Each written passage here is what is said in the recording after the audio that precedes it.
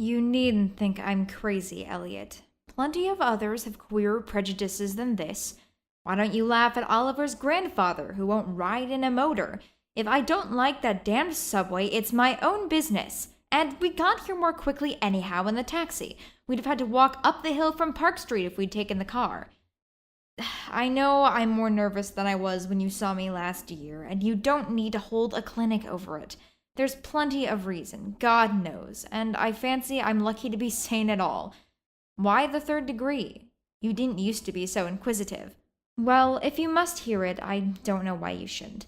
Maybe you ought to, anyhow, for you kept writing me like a grieved parent when you heard I'd begun to cut the art club and keep away from Pickman. Now that he's disappeared, I go around to the club once in a while, but my nerves aren't what they were. No, I don't know what's become of Pickman, and I don't like to guess. You might have surmised I had some inside information when I dropped him, and that's why I don't want to think where he's gone. Let the police find what they can. It won't be much, judging from the fact that they don't yet know of the old North End place he hired under the name of Peters. I'm not sure that I could find it again myself, not that I'd ever try, even in broad daylight. Yes, I do know, or I'm afraid I know, why he maintained it. I'm coming to that. And I think you'll understand before I'm through why I didn't tell the police. They would ask me to guide them, and I couldn't go back there even if I knew the way. There was something there, and now I can't use the subway and you may as well have your laugh at this too, go down into cellars anymore. I should think you'd have known I didn't drop Pickman for the same silly reasons that old fussy woman like Dr. Reed or Joe Manet or Bosworth did. Morbid art doesn't shock me, and when a man has the genius Pickman had, I feel it an honor to know him, no matter what direction his work takes.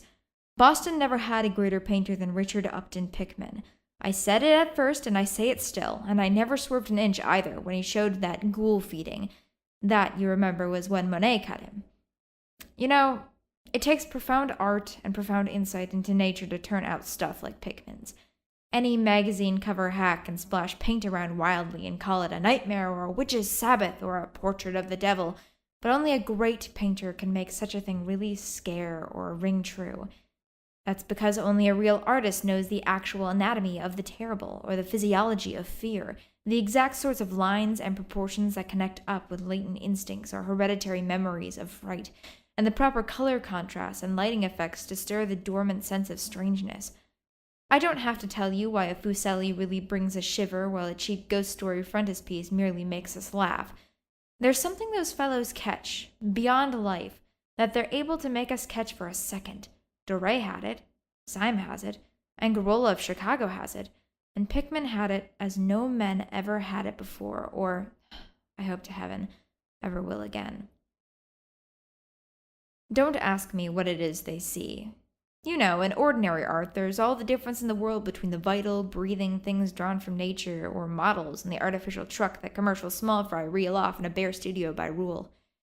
Well, I should say that the really weird artist has a kind of vision which makes models, or summons up what amounts to actual scenes from the spectral world he lives in.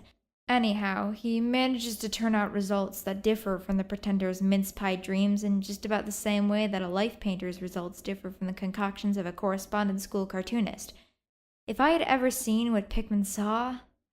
But no. Here, let's have a drink before we get any deeper. God, I wouldn't be alive if I'd ever seen what that man, if he was a man, saw.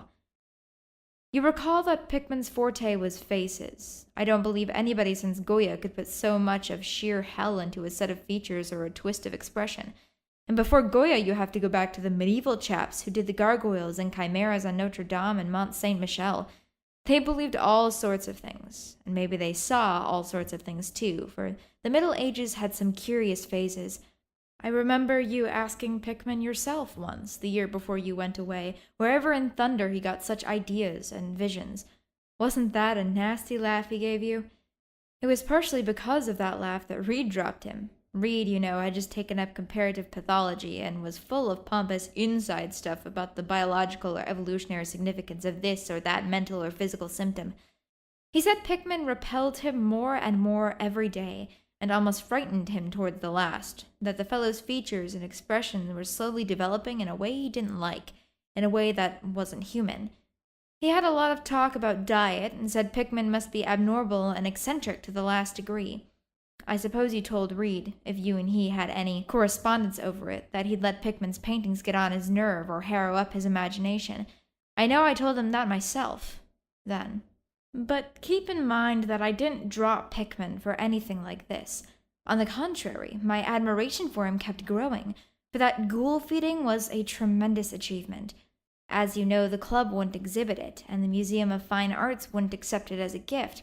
And I can add that nobody would buy it, so Pickman had it right in his house till he went. Now his father has it in Salem. You know, Pickman comes of old Salem stock and had a witch ancestor hanged in 1692. I got into the habit of calling on Pickman quite often, especially after I began making notes for a monograph on weird art. Probably it was his work which put the idea into my head, but anyhow, I found him a mine of data and suggestions when I came to develop it. He showed me all the paintings and drawings he had about, including some pen and ink sketches that would, I verily believe, had got him kicked out of the club if many of the members had seen them. Before long, I was pretty nearly a devotee, and would listen for hours like a schoolgirl to art theories and philosophic speculations wild enough to qualify him for the Danvers Asylum. My hero worship, coupled with the fact that people generally were commencing to have less and less to do with him, made him get very confidential with me. And one evening he hinted that if I were fairly closed-mouthed and none too squeamish, he might show me something rather unusual, something a bit stronger than anything he had in the house. "You know," he said, "there are things that won't do for Newbury Street, things that are out of place here, and that can't be conceived here anyhow. It's my business to catch the overtones of the soul, and you won't find those in a parvenu set of artificial streets on made land. Back Bay isn't Boston. It isn't anything yet, because it's had no time to pick up memories and attract local spirits. If there are any ghosts here, they're the tame ghosts of a salt marsh and a shallow cove, and I want human ghosts, the ghosts of beings highly organized enough to have looked on hell and known the meaning of what they saw. The place for an artist to live is the North End. If any aesthete were sincere, he'd put up with the slums for the sake of mass traditions. God, man, don't you realize that places like that weren't merely made, but actually grew? Generation after generation lived and felt and died there, and in days when people weren't afraid to live and feel and die. Don't you know there was a mill on Copp's Hill in 1632, and that half the present streets were laid out by 1650? I can show you houses that have stood 2 centuries and a half and more, houses that have witnessed what would make a modern house crumble into powder. What do moderns know of life and the forces behind it? You call the Salem witchcraft a delusion, but I'll wage my 4 times great-grandmother could have told you things. They hanged her on Gallows Hill, with Cotton Mather looking sanctimoniously on. Mather, damn him, was afraid somebody might succeed in kicking free of this accursed cage of monotony.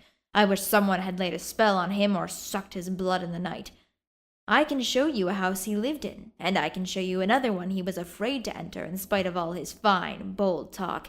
He knew things he didn't dare put into that stupid Magnalia or the puerile wonders of the invisible world. Look here, do you know the whole North End once had a set of tunnels that kept certain people in touch with each other's houses, and the burying ground, and the sea? Let them prosecute and persecute above ground. Things went on every day that they couldn't reach, and voices laughed at night that they couldn't place. Why, man, out of 10 surviving houses built before 1700 and not moved since I'll wager that in 8, I can show you something queer in the cellar. There's hardly a month that you don't read of workmen finding bricked-up arches and wells leading nowhere in this or that old place as it comes down. You could see one near Henchman Street from that elevated last year. There are witches and what their spells summoned, pirates and what they brought in from the sea, smugglers, privateers, and I tell you, people knew how to live and how to enlarge the bounds of life in the old times.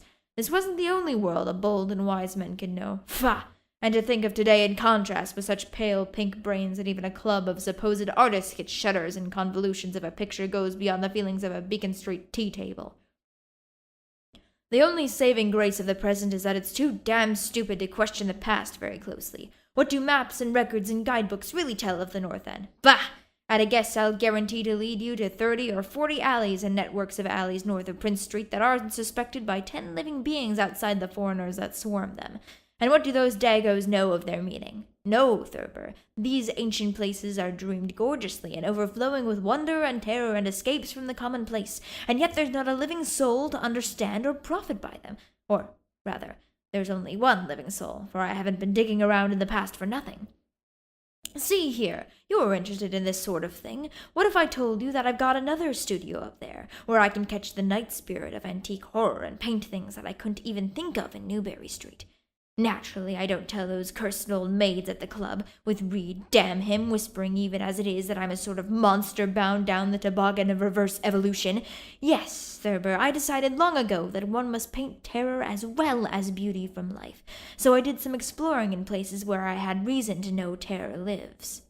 I've got a place that I don't believe 3 living Nordic men besides myself have ever seen. It isn't so far from the elevated as distance goes, but it's centuries away as the soul goes. I took it because of the queer old brick well in the cellar, one of the sort I told you about. The shack's almost tumbling down so that nobody else could live there, and I'd hate to tell you how little I pay for it.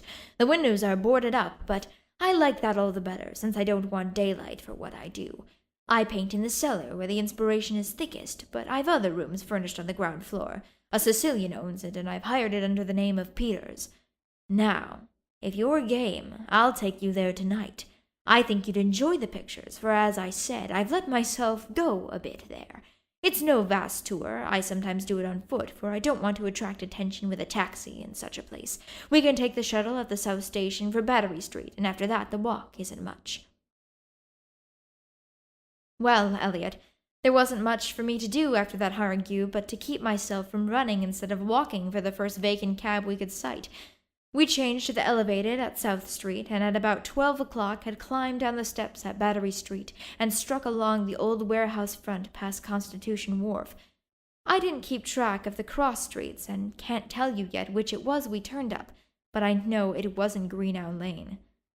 When we did turn, it was to climb through the deserted length of the oldest and dirtiest alley I ever saw in my life, with crumbling-looking gables, broken small-paned windows, and archaic chimneys that stood out half disintegrated against the moonlit sky. I don't believe there were 3 houses in sight that hadn't been standing in Cotton Mather's time. Certainly, I glimpsed at least 2 with an overhang, and once I thought I saw a peaked roofline of the almost forgotten pre-gambrel type, though antiquarians tell us there are none left in Boston. From that alley, which had a dim light, we turned to the left into an equally silent and still narrower alley with no light at all, and in a minute made what I think was an obtuse angled bend towards the right in the dark. Not long after this, Pickman produced a flashlight and revealed an antediluvian 10-paneled door that looked damnably worm-eaten. Unlocking it, he ushered me into a barren hallway with what was once splendid dark oak paneling. Simple, of course, but thrillingly suggestive of the times of Andros and Phipps and the witchcraft. Then he took me through a door on the left, lighted an oil lamp, and told me to make myself at home. Now, Elliot, I'm what the man in the street would call fairly hard-boiled, but I'll confess that what I saw on the walls of that room gave me a bad turn. They were his pictures, the ones he couldn't paint or even show in Newbury Street. And he was right when he said he had let himself go. Here, have another drink. I need one anyhow. There's no use in my trying to tell you what they were like, because the awful, the blasphemous horror, and the unbelievable loathsomeness and moral fodor came from simple touches quite beyond the powers of words to classify. There was none of the exotic technique you saw in Sidney Syme, none of the trans-Saturnian landscapes of lunar fungi that Clark Ashton Smith uses to freeze the blood. The backgrounds are mostly old churchyards, deep woods, cliffs by the sea, brick tunnels, ancient paneled rooms, or simple vaults of masonry. Copp's Hill burying ground, which could not be many blocks away from this very house, was a favorite scene.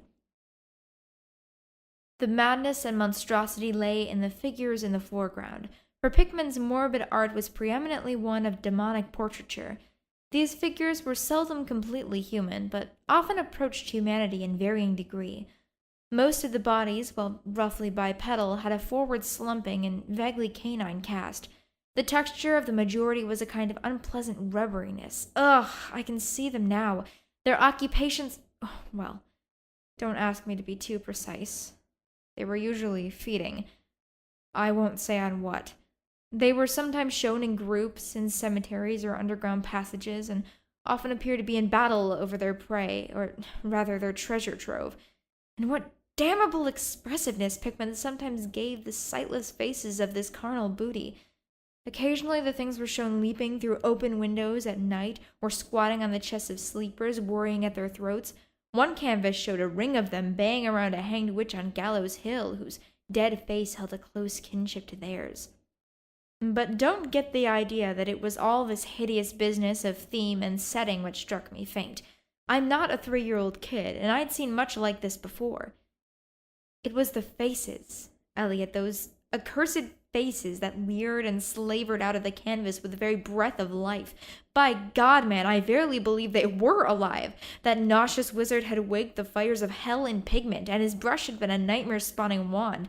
Give me that decanter, Elliot. There was one thing called the lesson, heaven pity me that I ever saw it. Listen, can you fancy a squatting circle of nameless, dog-like things in a churchyard teaching a small child how to feed like themselves? The price of a changeling, I suppose. You know the old myth about how the weird people leave their spawn in cradles in exchange for the human babes they steal. Pickman was showing what happens to those stolen babes, how they grow up. And then I began to see a hideous relationship in the faces of the human and non-human figures. He was, in all his graduations of morbidity between the frankly non-human and the degradingly human, established a sardonic linkage in evolution. The dog things were developed from mortals. And no sooner had I wondered what he made of their own young as left with mankind in the form of changelings than my eye caught a picture embodying that very thought. It was that of an ancient Puritan interior, a heavily beamed room with lattice windows, a settle, and clumsy 17th century furniture, with the family sitting about while the father read from the scriptures. Every face but one showed nobility and reverence, but that one reflected the mockery of the pit. It was that of a young man in years, and no doubt belonged to a supposed son of that pious father. But in essence, it was the kin of the unclean things. It was their changeling. And in a spirit of supreme irony, Pickman had given the features a very perceptible resemblance to his own.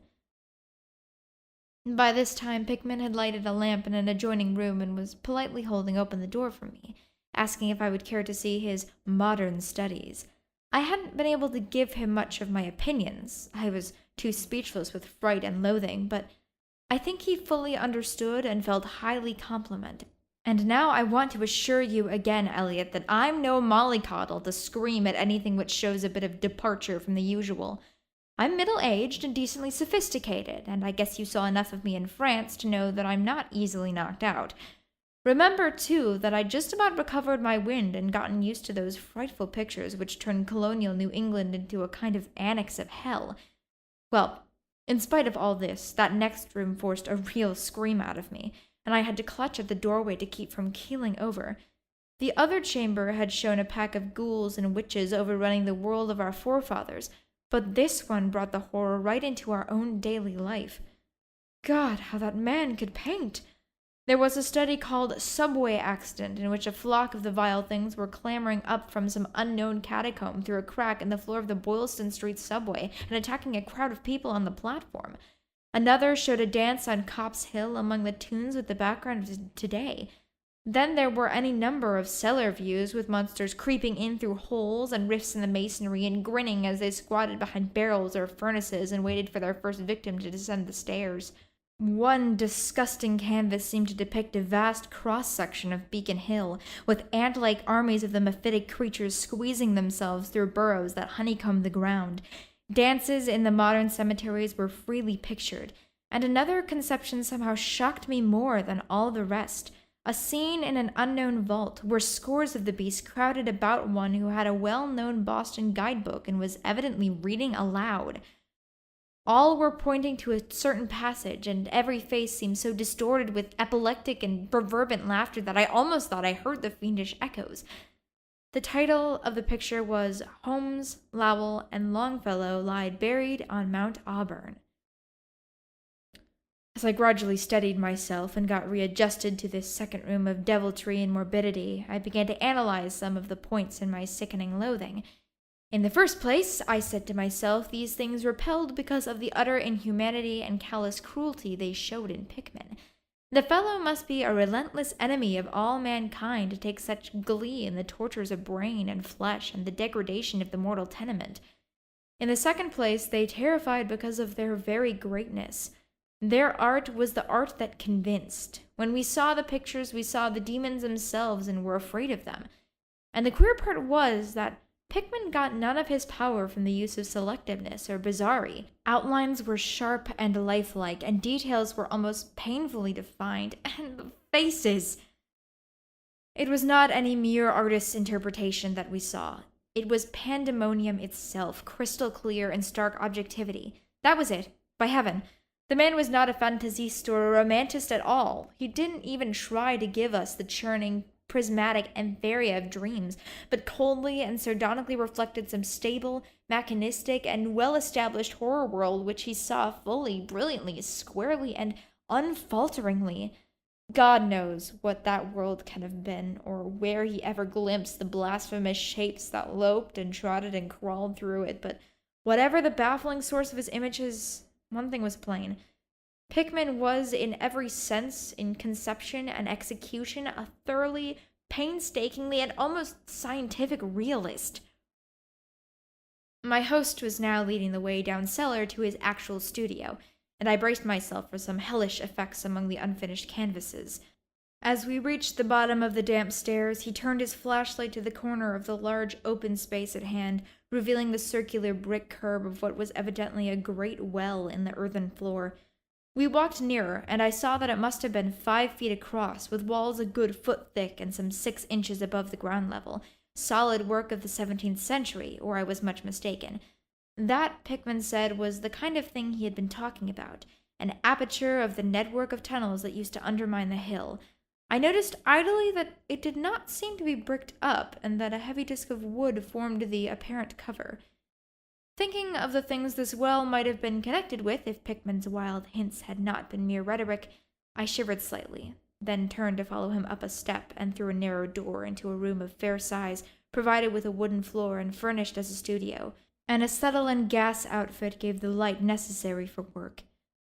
The unfinished pictures on easels or propped against the wall were as ghastly as the finished ones upstairs, and showed a painstaking methods of the artist. Scenes were blocked out with extreme care, and penciled guidelines told of the minute exactitude which Pickman used in getting the right perspective and proportions. The man was great. I say it even now, knowing as much as I do. A large camera on a table excited my notice, and Pickman told me that he used it in taking scenes for backgrounds, so that he might paint them from photographs in the studio instead of carting his outfit around town for this or that view. He thought a photograph quite as good as an actual scene or model for sustained work, and declared he employed them regularly. There was something very disturbing about the nauseous sketches and half-finished monstrosities that leered around from every corner of the room, and when Pickman suddenly unveiled a huge canvas on the side away from the light, I could not for my life keep back a loud scream, the second I had admitted that night. It echoed and echoed through the dim vaultings of that ancient and nitrous cellar, and I had to choke back a flood of reaction that threatened to burst out as hysterical laughter. Merciful Creator! Elliot, but I don't know how much was real and how much was feverish fantasy. It doesn't seem to me that Earth can hold a dream like that. It was a colossal and nameless blasphemy with glaring red eyes, and it held in bony claws a thing that had been a man, gnawing at the head as a child nibbles at a stick of candy. Its position was a kind of crouch, and as one looked, one felt that at any moment it might drop its present prey and seek a juicier morsel. But damn it all, it wasn't even the fiendish subject that made it such an immortal fountainhead of all panic.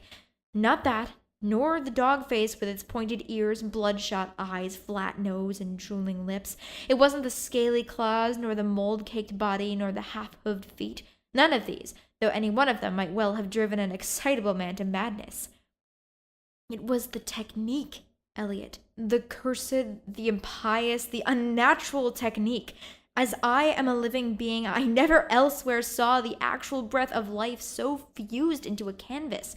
The monster was there. It glared and gnawed and gnawed and glared, and I knew that only a suspension of nature's laws could ever let a man paint such a thing like that without a model, without some glimpse of the nether world which no mortal unsold to the fiend had ever had. Pinned with a thumbtack to a vacant part of the canvas was a piece of paper, now badly curled up. Probably, I thought, a photograph from which Pickman meant to paint a background as hideous as the nightmare it was to enhance. I reached out to uncurl and look at it, when suddenly I saw Pickman start as if shot. He'd been listening with particular intensity ever since my shocked scream had waked unaccustomed echoes in the dark cellar, and now he seemed struck with a fright which, though not comparable to my own, had in it more of a physical than the spiritual. He drew a revolver and motioned me to silence, then stepped out into the main cellar and closed the door behind him. I think I was paralyzed for an instant. Imitating Pickman's listening, I fancied I heard a faint scurrying sound somewhere, and a series of squeals or bleats in a direction I couldn't determine. I thought of huge rats and shuddered. Then there came a subdued sort of clatter which somehow set me all in goose-flesh, a furtive, groping kind of clatter, though I can't attempt to convey what it meant in words. It was like a heavy wood falling on stone or brick, wood on brick. What did that make me think of? It came again, and louder. There was a vibration as if the wood had fallen further than it had fallen before. After that followed a sharp grating noise, a shouted gibberish from Pickman, and the deafening discharge of all 6 chambers of a revolver, fired spectacularly as a lion tamer might fire in the air for effect. A muffled squeal or squawk and a thud. Then more wood and brick grating, a pause, and the opening of the door, at which I'll confess I started violently. Pickman reappeared with the smoking weapon, cursing the bloated rats that infested the ancient well. "The deuce knows what they eat, Thurber," he grinned, "for those archaic tunnels touched graveyard and witch den and sea-coast. But whatever it is, they must have run short, for they were devilishly anxious to get out. Your yelling stirred them up, I fancy. Better be cautious in these old places. Our rodent friends are the one drawback, though I sometimes think they're a positive asset by way of atmosphere and color." Well, Elliot, that was the end of the night's adventure. Pickman had promised to show me the place, and heaven knows he had done it. He led me out of that tangle of alleys in another direction, it seemed, for when we sighted a lamp-post we were in a half-familiar street with monotonous rows of mingled tenement blocks and old houses. Charter Street, it turned out to be, but I was too flustered to notice just where we hit it. We were too late for the elevated, and walked back downtown through Hanover Street. I remember the walk. We switched from Tremont up Beacon, and Pickman left me at the corner of Joy, where I turned off. I never spoke to him again. Why did I drop him? Don't be impatient. Wait till I ring for coffee. We've had enough of the other stuff, but I for one need something. No, it wasn't the paintings I saw in that place, though I'll swear they were enough to get him ostracized in 9/10 of the homes and clubs of Boston, and I guess you won't wonder now why I have to steer clear of subways and cellars. It was something I found in my coat the next morning. You know, the curled-up paper tacked to that frightful canvas in the cellar. The thing I thought was a photograph of some scene to use as a background for that monster. That last scare had come while I was reaching to uncurl it, and it seems I had vacantly crumpled it into my pocket.